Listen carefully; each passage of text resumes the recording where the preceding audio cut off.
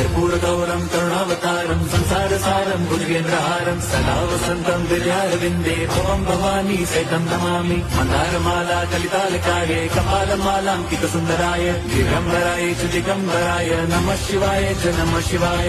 लोकांगण मंदिर चरण डोळ्यान पाहिन रूप तुझे प्रेमे अलिंगिन आनंदी पूजिन भावे ओवाळीन म्हणे नमः। त्वमेव माता पिता त्वमेव बंधुच सखा त्वमेव विद्या द्रविणं त्वमेव सर्वं मम देवदेव। कायेन वाचा मनसेन्द्रियैर्वा बुद्ध्यात्मना वा प्रकृति स्वभावात् करोमि यद्यत् सकलं परस्मै नारायणायेति समर्पयामि। अच्युतं केशवं राम नारायणं कृष्णदामोदरं वासुदेवं हरिं श्रीधरं माधवं गोपिका वल्लभं जानकी नायकं रामचन्द्रं भजे।